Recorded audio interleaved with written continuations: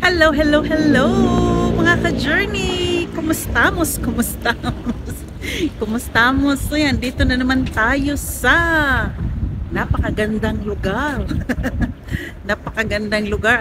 Alam niyo na kung nasaan tayo. El Corso na naman, day! Pabalik-balik ba sa El Corso ba?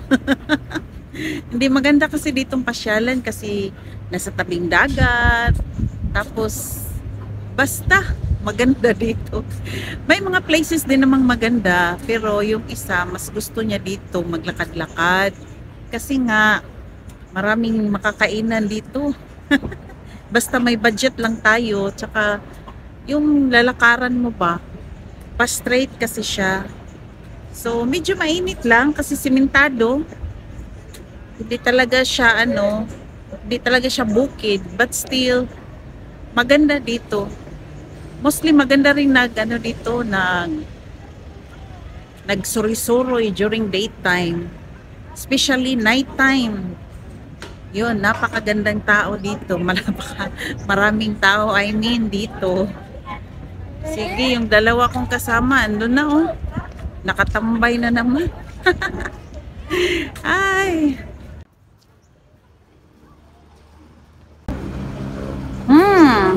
Ayan oh. Umuusok na. Nangangamoy barbecue na naman. Hala no, later no, kakain pala ako ng barbecue later. Na-miss ko na yung barbecue nila doon. Kasi last time kung nagpunta, sabi ko gusto kong kumain ng barbecue. Di pa sila ready. Kaya umalis na lang kami. Yan dito yung coffee shop. Si Coffee Bean. Yan. Hala, umuusok yung barko bay. Yung tambutso niya andun sa taas. Ang usok-usok. Ay, ang kokalyong naka-standby. Naka-standby ang kokalyong. Ayun. Wow. Napakaganda talaga dito. Diba? Hindi ba kayo may in love? Of course, may in love kayo sa place. Kasi napakaganda. Parang nasa ibang bansa ka. Tapos yung airplane, makikita mo kasi doon, papunta doon sa paliparan. Oh, di ba? Ikaw bro ba? Saan ka bro eh? Wow. Sus. Ang ganda ng bird. Oh, bird ba yun? Bird ba yun, nak? Oh, Ah, yung I don't know what bird. I don't know what's the name of that bird. Basta yung puti na lagi silang nasa dagat. Yeah. Yun. Palagi sila dito eh. Palagi sila. Nangingisda siguro yan. Kaya yun. Punta tayo doon sa mas mainit. Sa mas mainit na kalsada. So, medyo low tide siya. Pero alam nyo, tingnan nyo yung daming basura. Tingnan nyo. Wow. Grabe. Napaka-minus. Grabe talaga itong mga tao, no? Tingnan nyo, yung basura, oh. Dito lang nilagay yung basura. Oh my God. Buti na lang nasa plastic. Pero yung iba talaga, yung basura dyan, oh, pakalat-kalat. Yan ang naka-ismayado natin, no? Na instead na tulungan natin yung surroundings natin na magiging malinis, pero ang dami nito mga basura.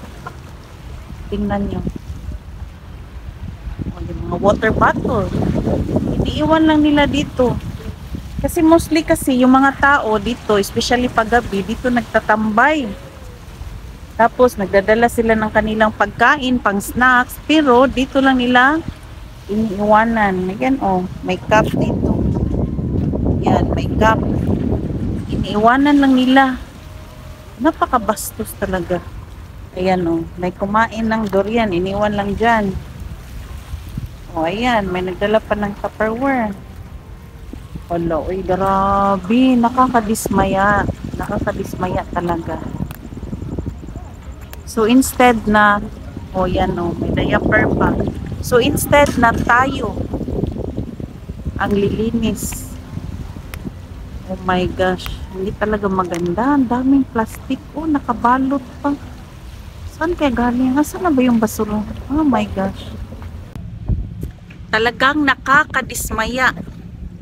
Yeah, talagang nakakadismaya dito sa SRP. Hindi lang ito yung unang beses na nakita ko, kundi maraming beses na kami kasi palagi kaming pumupunta dito sa SRP. Iwan ko yung mga tao, no? Bakit sila ganun? Bakit sila hindi sila sensitive sa sa palibot ba? Instead na para gumanda yung palibot natin, malinis, dapat marunong tayong magano sa ating mga trash can.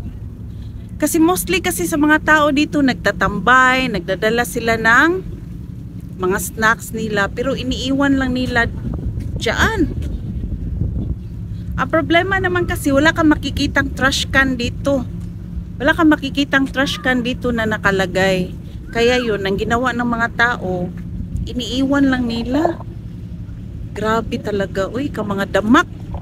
Mga damak kaya mga tao. Alam mo, hindi ako pag nakakita ka ng tao na grabe, parang ang ganda ng tindig niya, ang ganda niyang manamit, napakaganda, to the max pa yung makeup, pero sila pa yung napakadamak. Hindi sila marunong maglabay ng basura nila doon sa trash can. Iniiwan lang nila.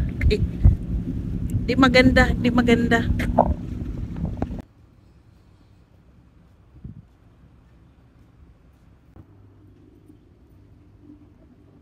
So parang nakakapanghinayang ba? Nakakapanghinayang. Grabe no, yung mga tao no, walang pakialam. Kaya sila yung nagdudulot ng, tayo rin naman mga tao ang reason kung bakit merong baha, di ba? Kasi yung mga basura, tapon lang sila ng tapon ng tapon, kahit saan wala silang pakialam. Pero pag bumabaha na, ang gobyerno na ang sinisisi. Sabihin nila, sino ba ang kapitan? Sino ba ang mayor? Bakit ganun? Hindi nila naayos yung drainage. Of course, kasi yung drainage, punong-puno ng basura. Kasi yung mga tao, walang, alam nyo na, walang disiplina. Kasi yung disiplina, nagsisimula yan sa ating pamamahay. Kung gaano tayo, kung paano tayo tinitrain ng ating parents doon sa bahay, especially doon sa pagtatapon ng basura, yun. Ako nga minsan naiinis ako, halimbawa no, nagta-travel ako, tapos may nasusundan ako ng sasakyan. Akala mo edukado kasi nga, nakasasakyan gara ng sasakyan. Pero biglang nag-open ng window, tapos nagtapo ng basura. Ayun. Kahit na plastic o anong kinakain niya, tapos tinatapon lang. What if pag nyo na lang yan, ilagay nyo yan doon sa kung maglagay kayo ng plastic bag doon, tapos nilalagay nyo doon yung basura nyo, di pagdating nyo sa bahay, doon nyo na itapon. Bakit doon sa kalsada? Katulad dito, padala-dala pa kayo ng snacks, pero anong ginagawa nyo? Yung mga bottle, yung mga plastic, iniiwan nyo lang dyan. Napakahirap talaga. Kaya mahirap solusyonan ang mga problema natin sa ating bansa. Kasi yung problema nagsisimula sa atin. Sa atin nagsisimula ang problema.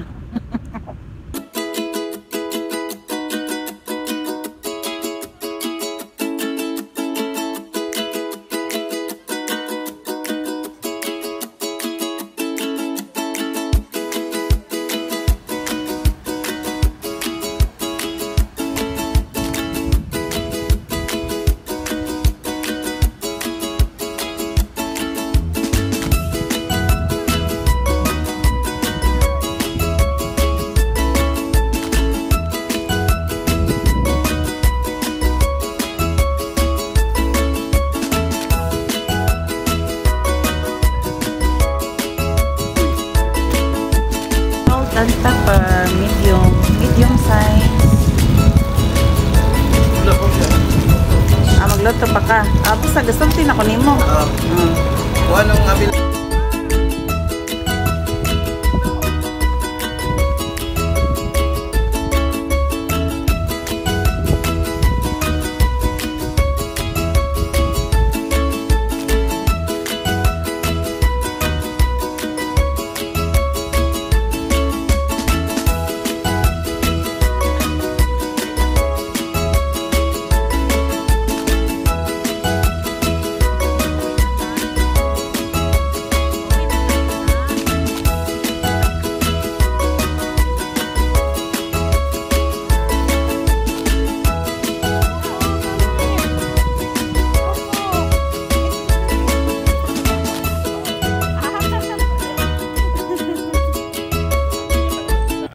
Sana dito, no? Padaanan na ba? Di pa nag-function. Wala pa kasing mga open doon sa taas. Wala pang mga nagre-rent. Parang ganun. Oo, naka-ready na yung escalator.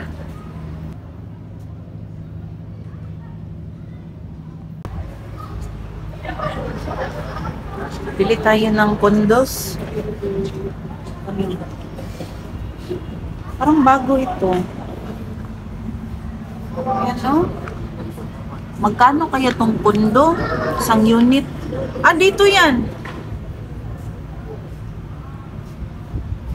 Dito eh. Bahala o rin. Hindi ko mapalit. Bili na kayo. Nag-ahente ako ngayon, no? Nag-aahente ako ng mga condos. Bili na. Ito. As usual, magpapaalam na naman. Kasi nga, pauwi na. Pauwi na tayo.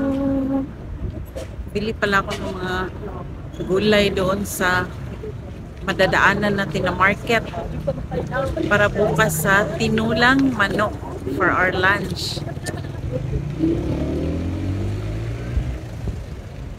Maganda kasi pag pag may mga gulay-gulay sa tinula, no? Sa tinula, especially sa manok.